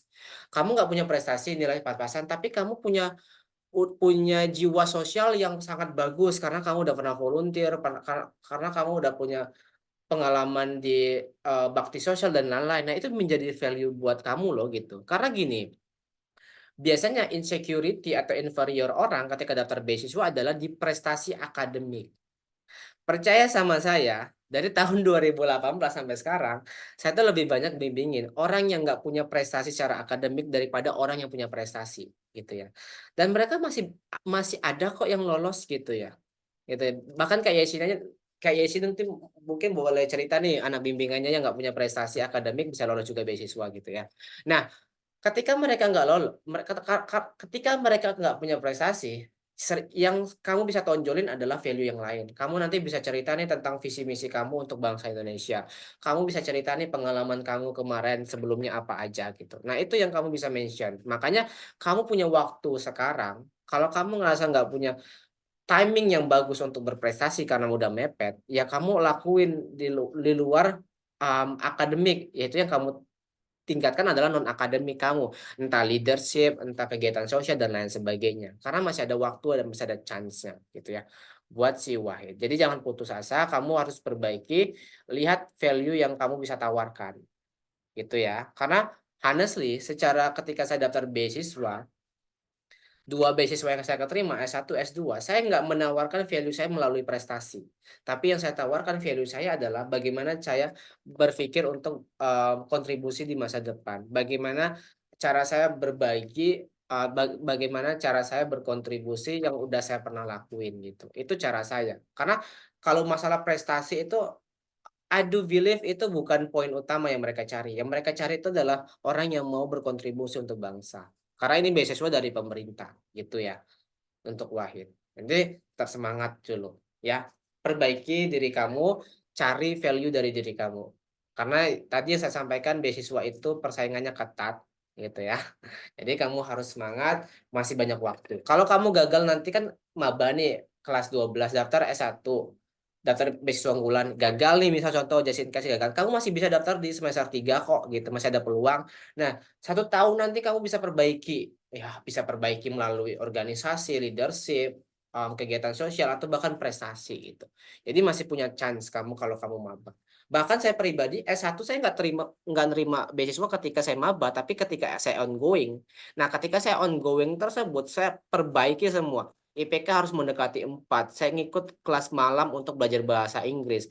Saya pelajarin lagi untuk organisasi. Saya pelajarin lagi untuk banyak hal yang berhubungan dengan bagaimana cara dapat beasiswa ataupun menunjukkan kalau kita punya karakter gitu. Itu ya si Wahid ya. Oke, Oke, oke. mungkin ada yang mau ditambah sama kayak sih. Kalau dari aku sih hampir mirip ya, karena jangan merasa insecure dulu, karena memang kalau dari pengalaman dari teman saya ada yang nggak ada penghargaan pun dia bisa lolos karena dia menawarkan hal lain atau faktor lain.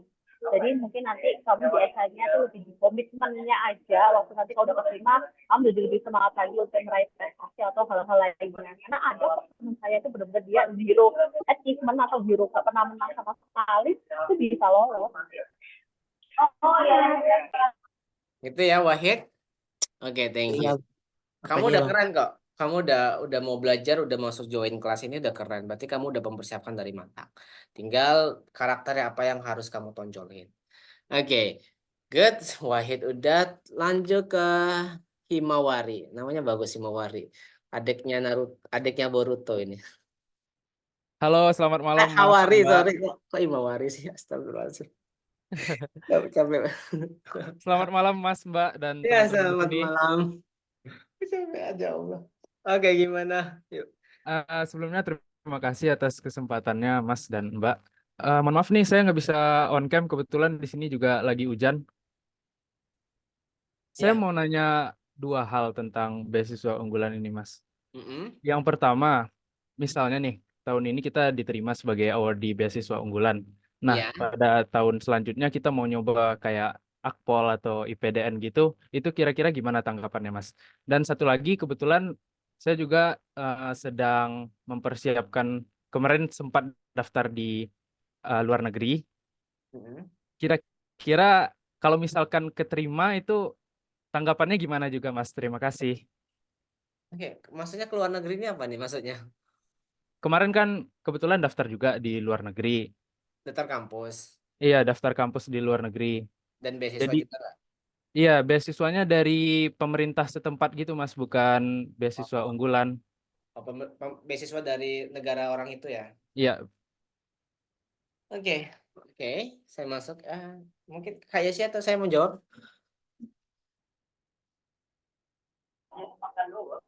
Kak Ian dulu aja yang jawab. Oke, saya ya.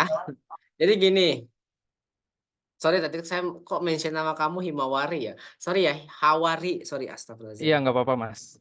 Aman. Jadi Hawari gitu ya. Nanti ketika kamu menjadi awardee beasiswa, kamu harus komitmen untuk menyelesaikan studi kamu gitu ya. Nah, makanya tadi saya sampaikan di presentasi, kalau kamu udah menjadi awardee beasiswa dan kamu udah menandatangani kontrak, nanti ada kontrak-kontrak tertentu. Kalau kamu tidak menyelesaikan studi, kamu tidak case kamu kan mau pindah gitu ya, karena kamu udah jadi awardee beasiswa mau pindah, nggak ngelanjutin, nanti ada kontrak yang kamu bakal hadapi.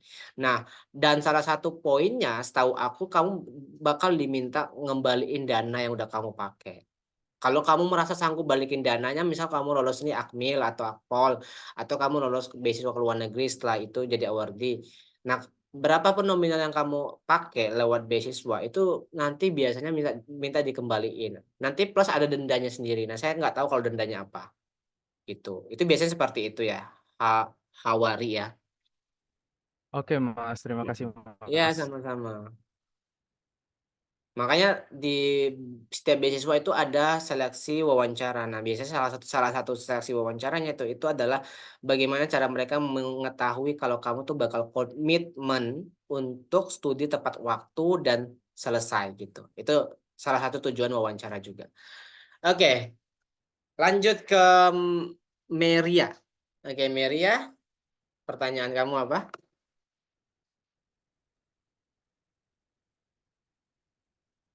Ya. Assalamualaikum warahmatullahi wabarakatuh dan selamat malam buat Mas dan Mbak semuanya dari sini. Yes, Waalaikumsalam. Saya followers baru nih dari Kak Afri atau Kak Ari nih. Jadi kebetulan lewat di timeline, jadi sekalian penasaran juga dengan beasiswa BU. Langsung saja ke pertanyaan saya. Mungkin pertanyaan saya terlalu umum atau bagaimana, tapi saya ingin tetap bertanya. Kalau alumni PTKIN sendiri bisa nggak Kak untuk daftar BU dan BPI? Dan kalaupun bisa, daftarnya berarti harus di PTN lagi atau bisa di PTKIN? Dan terakhir, kalau menurut Kak Afri sendiri, kampus S1 kakak kemarin itu rekomen nggak buat daftar S2 di sana? Oke, good. Anyway, kamu berarti S2 atau S3 berarti nanti? S2. Kemarin S2. tahun kemarin lulus. Oke, gini, kalau beasiswa unggulan itu harus dibawa Kemendikbudristek. Jadi, walaupun background kamu S1-nya dari UIN, itu nggak masalah gitu. Nggak masalah, yang penting nanti ketika kamu S2-nya ya harus dibawa Kemendikbudristek untuk kuliahnya S2-nya. Karena sebenarnya, sebelum di tahun, aku lupa tahun berapa ya, mungkin kamu ingat nggak? Dulu setahu aku, zaman kita tuh anak UIN tuh masih boleh nerima beasiswa unggulan gitu. Nah, tapi dipisah, aku lupa tahun Iya. berapa. Itu sampai tahun 2019 sih masih bisa ya. Terus habis itu tahun 2020 tuh udah bener-bener keluar UIN, karena UIN masih sudah ada beasiswanya sendiri. Nah, itu. Jadi tahun 2020 itu baru pisah karena untuk dibawa ke Menak, PTKIN kan dibawa ke Menak tuh UIN ya. Nah, itu ada beasiswa sendiri ternyata. Sekarang itu namanya beasiswa Indonesia Bangkit. Nah, sama beasiswa Indonesia Bangkit itu nggak boleh anak-anak dari PTN atau dibawa naungan ke Kemendikbudristek gitu. Nah, makanya nanti kamu harus konsen nih kalau kamu nyari beasiswa. Nah, sebenarnya kalau S2 juga ada yang lebih fleksibel. Sebenarnya kayak contoh LPDP. LPDP itu ada list beasiswa boleh dari UIN, boleh dari Kemendikbudristek gitu. Boleh dari Kemenak, boleh dari Kemendikbudristek gitu. Nah, tapi kalau kamu case-nya nanya seperti untuk beasiswa unggulan hanya boleh untuk dibawa Kemendikbudristek. Nah, apakah S1-nya menganjurkan atau mensupport? Ya pasti ya, setiap kampus itu mensupport buat alumni-alumninya itu mendapatkan hasil yang terbaik untuk kesuksesannya masing-masing dengan sesuai dengan versi mereka gitu. Gitu ya si Maria, apa atau ada tanggapan, Dek? Ya mungkin itu aja sih Kak. Hanya sekadar tanya apakah memang boleh. Tapi kalau ini Kak, BPI bagaimana? Kalau BP itu dibawa ke Mendikbud. Tapi kalau BPI itu memang fokusnya lebih ke kayak dosen, kayak guru gitu. Sama jalurnya prestasi. Kalau BPI ya. Gitu. Ya, makasih banyak Kak. Sama-sama. Kamu kalau udah pengen jadi guru, pengen jadi dosen, mungkin cocok kalau mau daftar BPI. Next. Oke, Filza. Oke, ini berarti the last one ya, Filza ya. Oke, Mas. Oke, halo Kak Priyansyah dan Yesiana dan juga teman-teman semua. Sebelumnya terima kasih banyak buat kesempatan untuk bertanya. Mungkin aku ada sedikit 2 pertanyaan aja Kak terkait dengan esai beasiswa. Yang pertama itu kan banyak yang bilang kalau pembuka esai itu kan sangat krusial ya. Jadi dan menjadi penentu apakah tim penilai itu akan melanjut membaca atau tidak. Nah, kira-kira pembuka esai yang benar gitu kayak apa aja, Kak? Apakah lebih baik kita membuka esai dengan statement masalah yang berhubungan dengan jurusan kita, atau kita bisa membuat esai kita dengan membuka esai kita dengan pengalaman pribadi kita yang menarik ataupun permasalahan dalam hidup kita. Kemudian yang kedua, karakter apa aja yang dilihat dari tim penilai dalam menyeleksi esai. Selain melihat dari apakah ini orang visioner maupun punya problem solving yang baik, atau ada karakter hal lain lagi yang sebenarnya dipertimbangkan dari tim penilai esai, atau sebenarnya hanya dua karakter itu aja yang terpenting dalam kita menulis esai. Itu aja. Terima kasih. Oke, ini masalah esai. Boleh Kak Yesi? Oke, mungkin saya langsung menjawab ya dari Kak Firza dulu.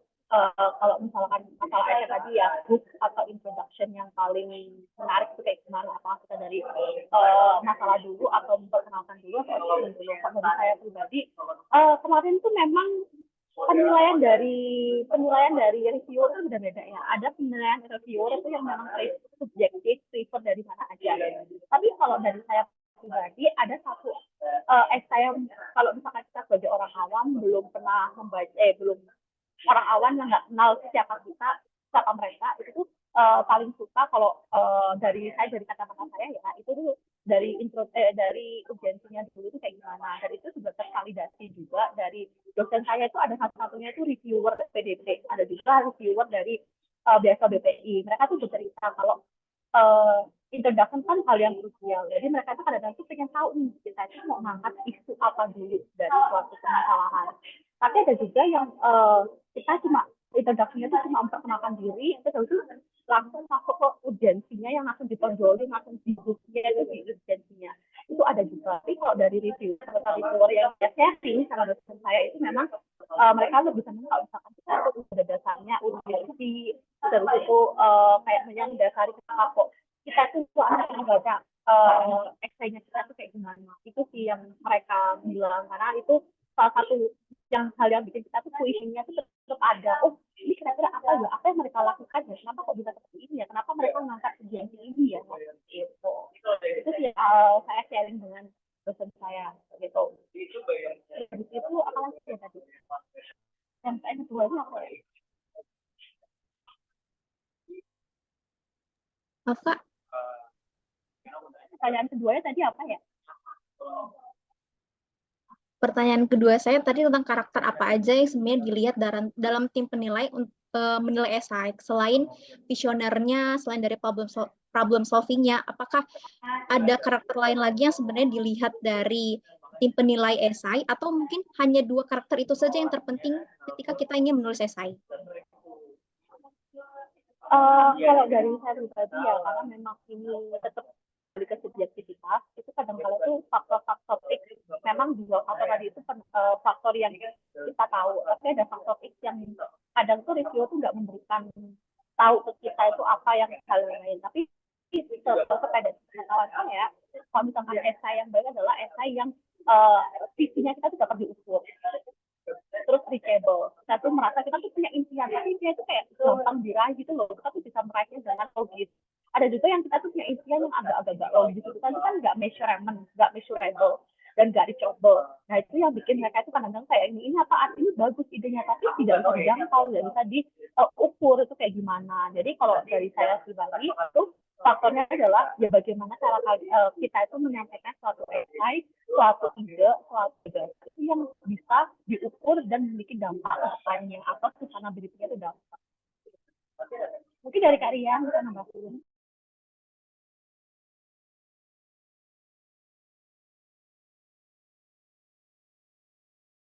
Oke, itu ya Filza tentang esai beasiswa. Jadi kalau sudut pandang aku gitu ya tentang karakter beasiswa itu, terutama pada esai. Jadi usahakan kamu bisa mengoptimalkan 3 kombinasi ini. Nah ini catat baik-baik. Ini penting banget karena aku sering nyampaikan ini juga.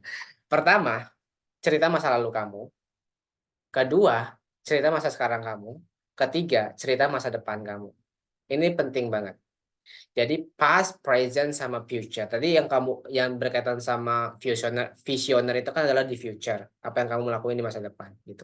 Nah, Ketiga elemen ini sangat penting ketika nulis esai beasiswa. Karena pertama, kalau bagian pas, mereka pengen tahu nih background kamu apa yang udah kamu lakuin, pengalaman kamu seperti apa gitu. Nah, kalau masa sekarang ya, apa yang udah kamu lakuin sekarang, apa yang sedang kamu lakuin sekarang, kamu tuh ngerjain apa, project kah, apa cuma belajar kah, atau ada kegiatan non akademiknya juga kah gitu. Nanti bisa dicerita juga di sana.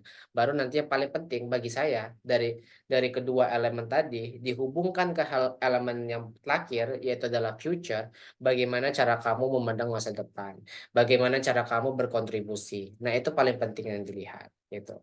Nah, itu nih yang penting-penting poin yang kamu harus bisa hubungkan ketiga tadi. Karena honestly, saya aja nulis essay beasiswa itu lama. Jujur kan? Karena karena itu penting banget gitu. Karena gini teman-teman, esai beasiswa itu biasanya menjadi relevansi, menjadi refleksi, menjadi kunci pertanyaan ketika kalian diwawancara nanti. Biasanya mereka tuh bakal ceritain deh gitu. Um, Pewawancara tuh minta ceritain banyak. Oh, kamu dulu pernah menang lomba ini ya gitu. Oh, kamu tuh sekarang lagi ngerjain project ini ya. Oh, sekarang kamu tuh lagi belajar ini ya. Tolong dong ceritain kamu kemarin belajarnya apa gitu. Ini ya, terutama buat teman-teman yang ongoing gitu ya. Contoh nih, karena ada banyak pertanyaan kemarin kayak gini ketika wawancara. Oh, kamu jurusan apa sih? Saya ngambil jurusan teknik sipil, Pak. Ongoing ya, iya. Sekarang semester 2. Oh, mata kuliahnya apa aja kemarin belajar? Oh, saya belajar ini A, B, C, D, Pak. Oh, boleh dong jelasin kemarin kalau belajar kuliah B itu apa aja yang dipelajari? Terangkan ke saya dong. Nah, biasanya ada yang diuji kayak gitu. Jadi makanya perlu diingat kayak masa sekarang yang udah kalian lakuin itu apa gitu. Nah, terus nanti pertanyaan yang aku tangkap tentang hook ya, tentang introduction hook. Cara menulis hook itu banyak, ya, banyak banget. Bisa cerita masa lalu, statistik gitu ya, pakai urgensi dan lain sebagainya. Itu punya stylenya masing-masing gitu. Nah, kamu tidak dalam diri saya, kamu tidak perlu mengikuti siapa orang award dimanapun ketika nulis essay beasiswa. Misal dia lolos nih, kamu bakal ngikutin dia. Ini lolos, kamu bakal ngikutin dia. Karena setiap versi essay itu banyak banget gitu ya. Karena ketika aku nulis essay beasiswa S1, aku pakai lewat pengalaman pribadi.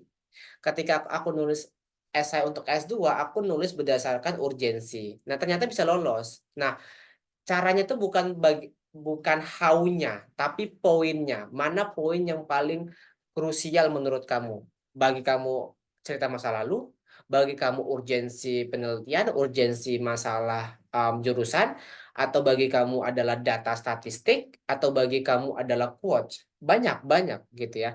Karena ada yang lewat quotes kutipan dari apa itu tokoh bisa lolos gitu. Jadi balik lagi, mana yang paling menurut kamu paling penting? Mungkin kamu bisa nulis nih sekarang versi yang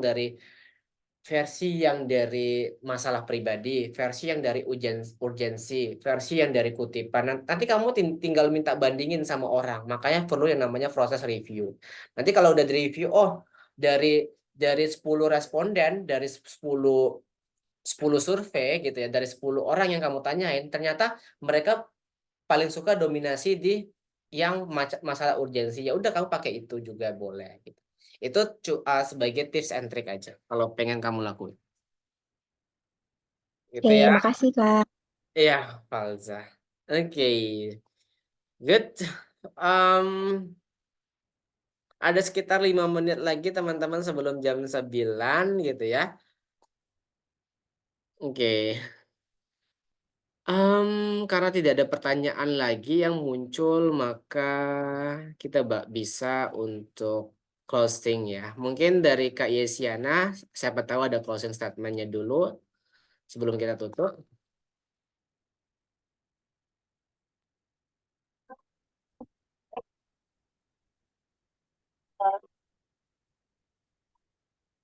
Halo, suaranya Yes?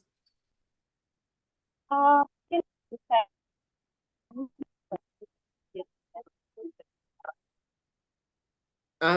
Sorry, putus-putus suaranya Yes. Gimana Yes? juga yang ada di puncak. Oke, sorry. Suara kamu nggak masuk di aku. Sumpah. Oh, beneran ya.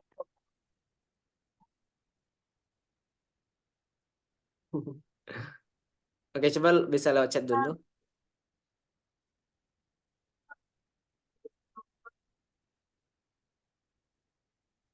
Oke, sambil nunggu Kak Yesi, mungkin Kak. Oke, aku aja yang closing statement.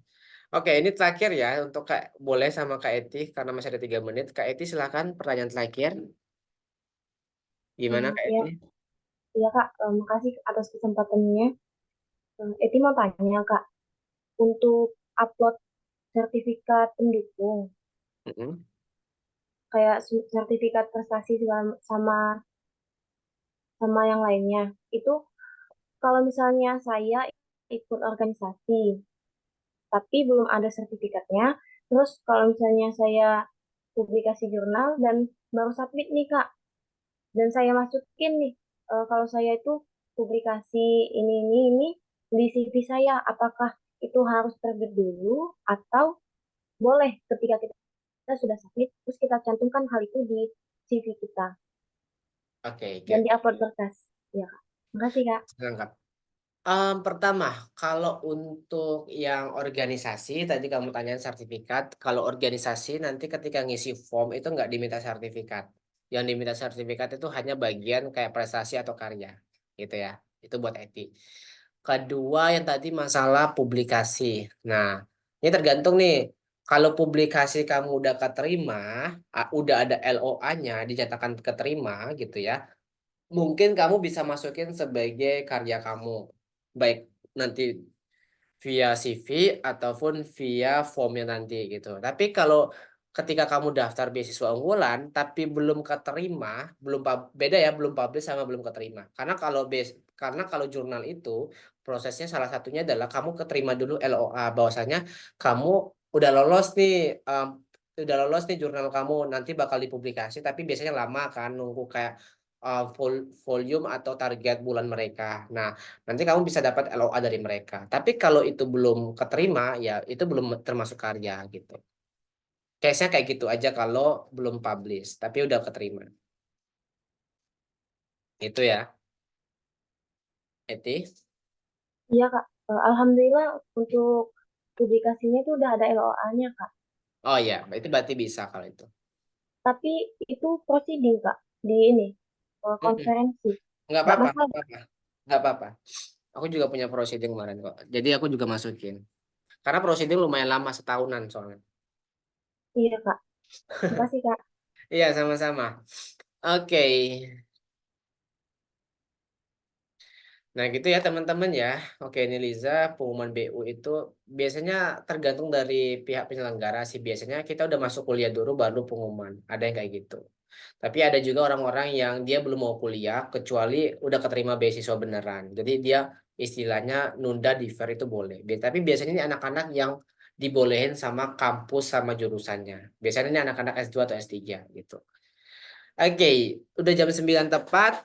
Kayak closing statement ya. Oke. Teman-teman, dari tadi ada sekitar ini lumayan ya, ada setengahnya yang masih survive, yang masih ngikutin sampai akhir. Oke, teman-teman sekalian, untuk closing statement saya, beasiswa itu kompetisi. Bagi saya beasiswa itu kompetisi karena kompetitif. Jadi, setiap beasiswa itu daya saingnya tinggi, maka persiapkanlah dari sekarang. Saya tidak pernah menganjurkan untuk daftar beasiswa ya, dipersiapkan ketika beasiswa itu dibuka, tapi disiapkan dari sekarang. Karena kenapa? Bisa jadi ada orang lain ya yang ternyata mereka udah nyiapin beasiswa unggulan itu dari tahun 2023, bukan tak dari tahun 2024 ini seperti kalian. Kalian udah startnya udah bagus nih. Sekarang Maret, nanti beasiswa itu kira-kira bakal dibuka di bulan Agustus, masih panjang. Tapi ternyata ada orang yang jauh lebih siap, yang jauh lebih prepare dari tahun kemarin daripada kalian. Makanya saya sering sampaikan, beasiswa itu kompleks, beasiswa itu sulit, daya saingnya tinggi, maka persiapanlah dengan baik. Banyak banyakin value, banyakin karakter yang teman-teman bisa tonjolin sebagai awardee beasiswa. Karena persiapan untuk daftar beasiswa itu panjang dan ribet gitu ya teman-teman. Nah, oleh karena itu, kalian pasti punya banyak waktu nih dari Maret gitu ya sampai ke bulan Agustus. Cari value diri kalian ya. Mau lewat dari prestasi akademik kah, mau lewat dari leadership kah, kalian join organisasi atau apa, punya value dan punya kebermanfaatan, atau kalian dari volunteer seperti bakti sosial. Itu teman-teman bisa lakuin semua. Yang penting kalian punya nilai jual yang kalian bisa tawarkan ke penyelenggara beasiswa. Karena nanti biasanya di wawancara itu ada satu pertanyaan krusial. Salah satu pertanyaannya apa? Gini, kenapa kami harus menerima Anda sebagai awardee beasiswa unggulan? Nah, itu pertanyaan kunci. Ini pertanyaan krusial. Kalau kalian nggak punya daya tawar, kalau kalian tidak punya suatu hal yang spesial dari diri kalian, kalian nggak bisa jawab pertanyaan ini, gitu ya. Nah, makanya temukanlah diri kalian lewat karakter atau value yang kalian punya sekarang untuk menunjukkan kalau kalian tuh pantas menjadi awardee beasiswa unggulan di tahun 2024 ini. Amin. Semoga semuanya di sini semuanya bisa keterima beasiswa gitu ya. Baik ini di beasiswa unggulan atau beasiswa lain yang kalian apply. Yang penting jangan patah semangat. Saya punya banyak mentoring dulu yang dia nggak keterima di beasiswa unggulan gitu ya. Tapi dia belajar dari case di beasiswa unggulan karena mereka baru tahu nih tentang beasiswa unggulan. Tapi ketika mereka gagal, mereka coba nih beasiswa lain. Ada Bank BI, ada beasiswa KSE, ada beasiswa BPI, ada beasiswa yang lain-lainnya, kalian bisa apply. Jadi yang penting kalau kalian nanti daftar beasiswa, lolos alhamdulillah, kalau gagal kalian harus tetap berjuang, banyak jalan yang lain menuju Roma gitu ya. Banyak yang jalan yang lain menjadi awardee beasiswa. Itu saja yang dapat saya sampaikan dan saya ucapkan terima kasih dan semoga kita bisa ketemu lagi di kelas-kelas yang saya adakan gitu ya. Semoga saya tetap semangat buat ngadain kelas. Salah satunya kelas untuk sharing session tentang beasiswa gitu ya. Oke, teman-teman, itu saja saya akhiri. Selamat malam dan saya ucapkan alhamdulillah dan waalaikumsalam warahmatullahi wabarakatuh. Oke, Waalaikumsalam. Assalamualaikum warahmatullahi wabarakatuh. waalaikumsalam. Saya stop Thank you, recording, Kak. saya stop recording dulu ya.